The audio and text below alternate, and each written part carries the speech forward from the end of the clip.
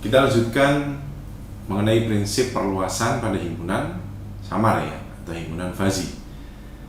Jadi prinsip perluasan merupakan suatu prinsip dasar yang dapat memperluas domain dari suatu fungsi ya. Jadi memperluas domain fungsi dari suatu himpunan biasa ke dalam himpunan fuzzy. Ingat, berarti dari himpunan biasa menjadi himpunan fuzzy. Bagaimana motivasi dan langkah-langkahnya? Misalkan didefinisikan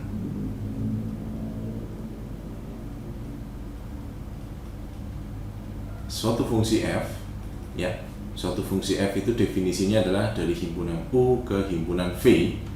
Ini adalah sebuah himpunan biasa ya, jadi himpunan klasik U, V, dan f-nya adalah suatu fungsi saja. Lalu apa yang terjadi apabila ada sebuah fuzzy set A di dalam U? Jadi U nanti ada sebuah himpunan fuzzy-nya, yaitu ada suatu fungsi keanggotaannya. Jadi apabila A itu merupakan fuzzy set, jadi A itu melekatnya di U. Nah kemudian bagaimana dengan V? Apa yang terjadi ketika saya punya suatu elemen di U di sini nanti dikenakan fungsi F? Berarti kan image-nya dia harus juga merupakan fuzzy set juga kan, harusnya, karena kita memetakan suatu elemen dari himpunan fuzzy. Jadi yang ingin kita cari adalah kita akan coba memperluas V ini menjadi ada suatu fungsi keanggotaan, kita namakan B, di mana B itu adalah fuzzy set pada V-nya. Paham ya? Jadi idenya adalah kalau saya punya fungsi biasa, maka tidak ada masalah. Kemudian apa yang terjadi apabila domainnya adalah himpunan fuzzy dan kodomainnya adalah himpunan biasa? Maka kita harus menemukan suatu fuzzy setnya di kodomainnya, sehingga nanti fungsi ini masih tetap berlaku. Ya, atau secara umum nanti B ini adalah suatu F dikenakan dengan A. Jadi F kalau dikenakan dengan fuzzy set A menjadi B.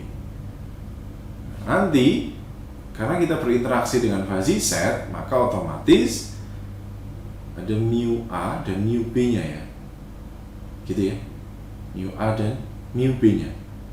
Dimana kalau misalkan di sini U berarti ya kita anggap saja ini mu A X, kemudian kalau V berarti biasanya kan mu B Y ya, dimana mu BY itu nanti adalah mu A dari F inverse Y untuk setiap Y elemen dari V. Kita coba masuk ke contohnya. Saya akan memberikan sebuah contoh prinsip perluasan ya. Kalau saya punya sebuah fungsi fx nya itu adalah x kuadrat, kemudian saya punya himpunan fuzzy A ya, di mana A itu adalah min 1 dengan fungsi keanggotaannya 0,5, lalu ada 0, 0,8, kemudian ada 1 fungsi keanggotaannya juga 1, dan 2 fungsi keanggotaannya adalah 0,4. Ini misalkan itu, maka saya bisa nggak menentukan B, di mana B-nya itu adalah fungsi yang dikenakan pada A. Ya, berarti jelas ya di sini ya, ada sebuah fungsi U pada V, di mana U ini ada A-nya, dan nanti kita akan mencari B-nya itu berapa, di mana A-nya sudah fix nih di sini. Nah, gimana caranya? Baik, kita coba selesaikan ya permasalahannya. Ketika saya punya sebuah fungsi f yaitu x kuadrat, di mana A-nya sendiri itu sudah didefinisikan sebelumnya, yaitu min 1 0,5, kemudian ada 0, 0,8, lalu ada 1 dengan fungsi keanggotaannya 1, dan 2 dengan 0,4 gitu. Sebelumnya kita tahu bahwa F ini adalah dari U menuju V, dan A-nya itu berada di U ya. Ini A-nya di sini, maka kita harus mencari B-nya berapa dengan fakta-fakta bahwa F itu X kuadrat dan A-nya seperti ini. Gitu ya. Jadi tanpa harus saya temukan dulu fungsi keanggotaannya, maka sebenarnya keterangan-keterangan ini ya, itu menandakan bahwa ini mu A untuk elemen min 1, ini mu A untuk elemen 0, ini mu A untuk elemen 1, dan mu A untuk elemen 2. Nah, yang akan kita cari nanti adalah mu B-nya. Tapi kita boleh menuliskan dulu untuk B-nya dulu isinya apa kira-kira. Nah, sekarang saya punya domainnya adalah min 1, 0, 1, 2. Kita kenakan fungsi X kuadrat. Maka kemungkinannya apa? Kalau saya punya fx-nya adalah X kuadrat, kalau X-nya min 1 berarti otomatis 1 ya. Kalau X-nya 0 berarti otomatis 0. Kalau X-nya 1 berarti 1. Kalau 2 berarti 4. Nah, berarti kemungkinan himpunan B-nya itu isinya adalah 1, 0, dan 4 ya. Untuk saya tulis di sini 0, kemudian 1, kemudian 4. Nah, yang akan kita cari selanjutnya adalah berapakah mu B untuk 0, berapakah mu B untuk 1, dan berapakah mu B untuk 4. Paham ya? Jadi sekarang kalian tidak harus mencari ini lagi, tapi kita akan mencari mu B-nya. Sesuai dengan definisinya, maka mu B untuk 0 itu akan sama dengan mu B untuk F berapa yang hasilnya 0. Ya? Berarti apa aja berarti? Yang hasilnya 0 adalah hanya 0 sendiri. Maka di sini akan sama dengan mu A 0. Mu A 0 berapa? Mu A 0. Mu A 0 adalah 0,8. Udah sekarang?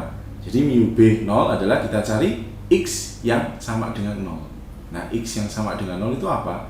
Ya, X-nya sama dengan 0 juga. Ini sih, sesuai ini. Kemudian mu B 1 berarti kita akan mencari mu B suatu fx yang hasilnya adalah 1. Nah, fx yang hasilnya 1 ada berapa? Ada 2, yaitu min 1 dan 1. Berarti di sini saya punya x-nya sama dengan min 1 dan 1. Kalau gitu gimana? Kalau gitu berarti akan sama dengan maksimum dari mu A min 1 dan mu A 1. Oke. Nah, mudeng ya sekarang ya. Jadi kalau misalkan ada 2 ya, ada 2 kayak gini hasilnya kok sama 1, maka yang kita ambil adalah maksimumnya. Maksimum dari mu A min 1 berapa? 0,5. Kalau mu A 1 berapa? 1. Nah, ini kan berarti ini 0,5. Ini berarti 1. Berarti maksimumnya berapa? Saya ambil 1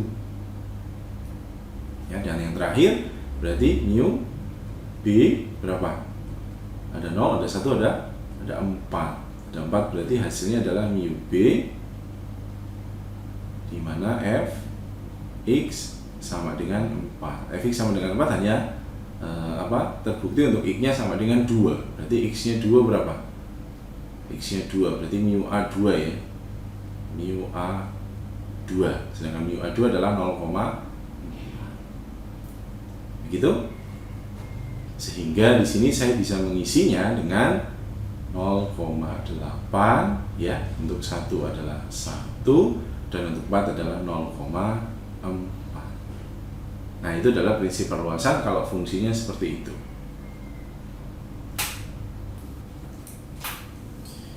Sekarang kita masuk contoh yang selanjutnya. Jadi misalkan ada sebuah pemetaan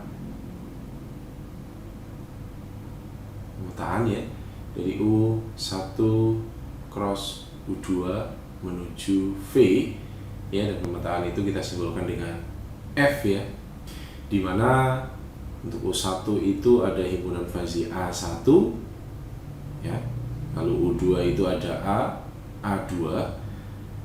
Untuk A1 nya yaitu kita tentukan saja langsung ya, ini adalah A 0,3, B 0,9 dan C 0,5. Kemudian misalkan A2, ini yang U2 nya ya, misalkan saya tulis X dan Y saja ya, X 0,5 dan Y nya adalah saya tuliskan 1. Nah ini bersesuaian dengan U1 dan U2. Nah, berarti kalau V berarti nanti kita akan menemukan yang bersesuaian ya dengan B. Dengan definisinya apa? Nah, ini kan belum definisinya. Jadi definisinya adalah saya tuliskan dalam bentuk seperti ini. Ya, di sini ada A1-nya, A, B, C. Ini ada A2-nya ya, yaitu X dan Y.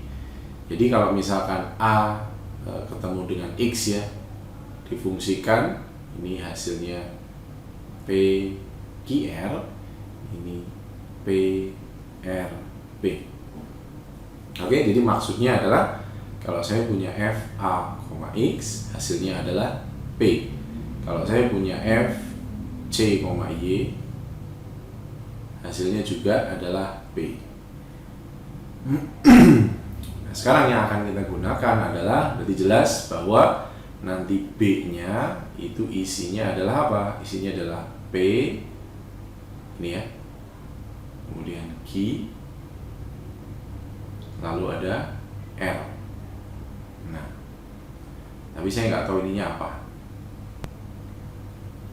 Ini ya tugas kita untuk mencari berapakah fungsi keanggotaan dari B tersebut. Caranya gimana? Berarti caranya adalah kita masukkan saja langsung ya, UB. Saya mau mencari untuk yang P. Nah, UB P di sini adalah kita lihat P itu ternyata ada di A ketemu X, A ketemu Y sama